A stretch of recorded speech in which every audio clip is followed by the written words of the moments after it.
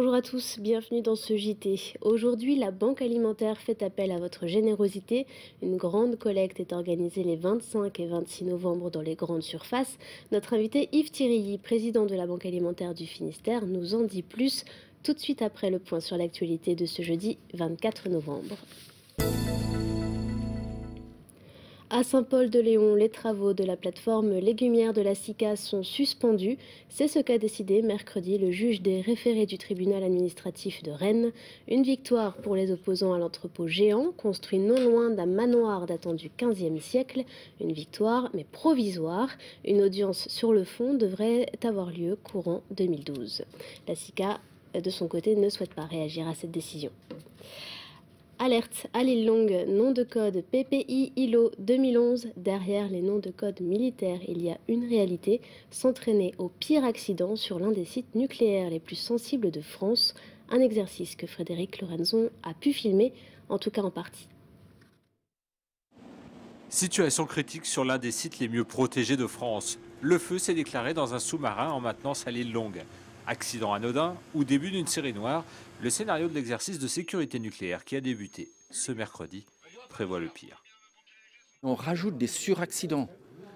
On en rajoute vraiment un certain nombre qui aggravent la situation et de manière à ce qu'on aboutisse à un rejet. Et pour aboutir à un rejet, il faut bien qu'il y ait un certain nombre de barrières de casser et ça, c'est le scénario qui les crée. Imaginez le pire, c'est la mission de ces deux hommes venus spécialement de Paris pour l'exercice. Et le pire, c'est le rejet de matière radioactive. Dans ce cas, un périmètre de 2 km est prévu autour du point de l'accident. Et même dans cette hypothèse, la marine se veut rassurante. Aujourd'hui, on force un peu le trait, on va plus loin. En tout cas, on va plus loin. On va faire un exercice sur la base d'un scénario très invraisemblable, où on pousse aux limites et on n'aura pas un impact non plus très énorme sur la population. C'est malheureusement, en tout cas pour nous scénaristes, une frustration parce qu'on a des installations très fortes, très résilientes. Donc c'est un peu frustrant. Peut-être pas d'impact énorme sur la population, mais des opérations de décontamination minutieuses, comme ici au centre de traitement des personnels exposés. Il y aura un très gros flux de personnes à faire passer, donc on essaie d'aller un peu trop vite.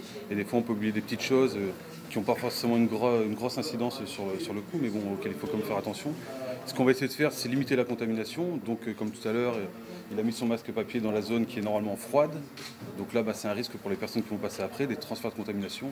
Donc c'est ce genre de petites choses qu'il faut éviter, quoi. Pour les 2500 salariés du site, cet exercice sonne comme un rappel. L'île Longue n'est pas un lieu de travail ordinaire.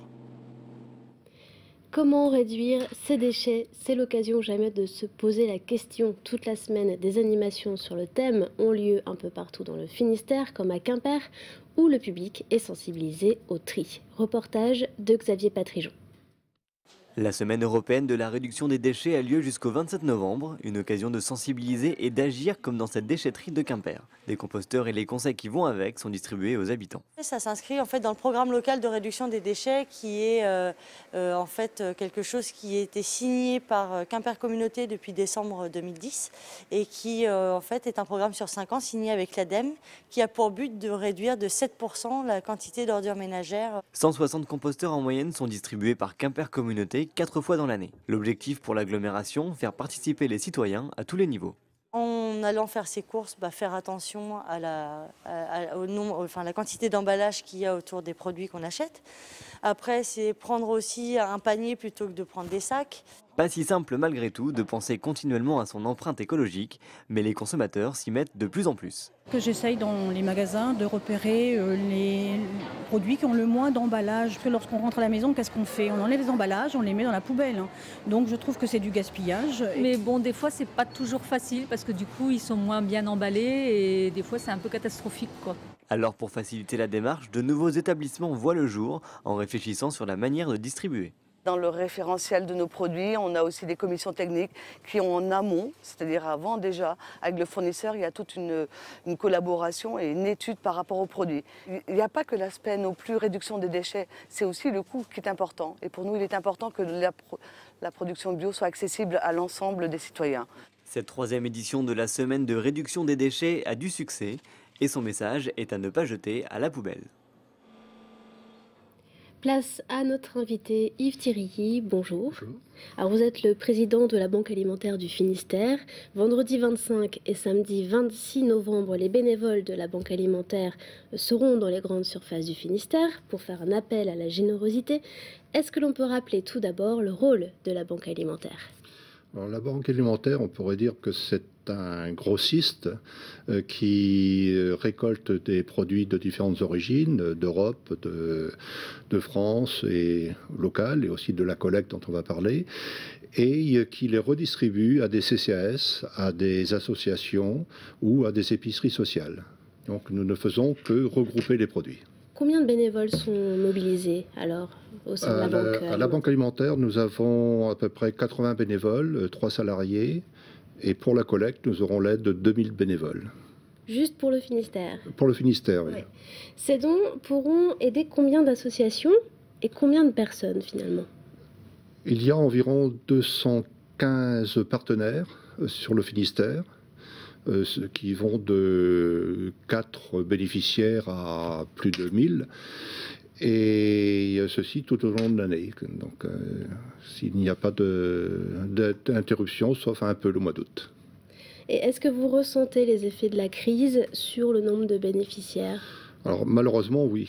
Et le Finistère a été un peu épargné pendant un certain temps.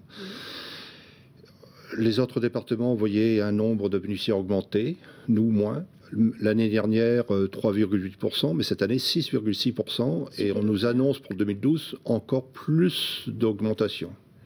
Donc, on a un problème. Et quel public fait appel à vous alors ? Alors, le public qui augmente, malheureusement, ce sont les familles monoparentales. C'est à peu près 2 fois plus en 4 ans dans le Finistère. Ce sont les retraités. Et aussi des fins de droit qui augmentent et qui sont prévues déjà d'augmenter aussi l'année prochaine. Et qui peut bénéficier de cette aide ? Est-ce qu'il y a des conditions ? Alors, il y a des conditions. Ces conditions sont définies par chaque CCAS. Grosso modo, on peut dire qu'une personne seule doit justifier d'un maximum de 600 € de ressources. Donc ça varie un peu selon les CCAS, autour de 600 €. D'ici 2014, les aides alimentaires européennes vont être fortement réduites. Comment est-ce que vous voyez l'avenir ? Ce sera peut-être réduit, peut-être pas. On n'en sait rien. Il faut rester optimiste. On nous avait annoncé il y a quelques mois que tout allait s'arrêter. Nous avions prévu le coup et ça se rétablit, heureusement. Maintenant, je pense que si jamais l'Europe arrêtait, il est sans doute à espérer que la France reprenne un peu le relais, et sinon, il faudra démarcher davantage au niveau local, c'est ce qu'on appelle ramasse dans les supermarchés et autres. Donc ça suppose pas mal d'efforts, plus de bénévoles et plus de logistique. Alors revenons à la collecte qui a lieu, je le rappelle, c'est vendredi 25 et samedi 26 novembre. Où serez-vous exactement dans le Finistère ? Alors cette collecte va se faire dans 220 commerces petits ou gros. Et la plupart des CCAS se chargent eux-mêmes de la collecte et gardent les produits de cette collecte pour éviter justement des problèmes de transport dans les différents sens. Et donc nous avons là un dispositif qui est en place. De quoi vous avez besoin précisément ? Alors, on prend tout. Mais on a besoin davantage de conserves, de viande, donc de pâté, de poisson, de langue de bœuf. On a besoin aussi de café. On a besoin de produits d'hygiène. Donc à tout prendre, ceux qui nous écoutent, s'ils ont un choix à faire, plutôt aller vers ces produits-là. Et de quelle quantité de denrées finalement vous avez besoin ? En quantité, l'an dernier, nous avons récolté, c'était une année record, 262 tonnes. Nous distribuons dans le département cette année à peu près 1600 tonnes. Donc la collecte, c'est 2 mois de distribution. Donc c'est énorme pour nous. Le succès de sa collecte est très important. Je crois que les Miss vont vous venir en soutien. Où et quand ? Alors, j'ai appris en effet qu'elles venaient à Guilher, qu'elles allaient faire un passage éclair, mais sympathique, de soutien à la Banque alimentaire, et on peut que les remercier. Merci beaucoup Yves Thierry d'être venu sur ce plateau pour nous parler donc de la collecte de la Banque alimentaire qui a lieu, je le rappelle, les 25 et 26 novembre dans le Finistère. C'est la fin de ce journal. Merci à tous de l'avoir suivi. Je vous donne rendez-vous demain pour un nouveau JT. Au revoir.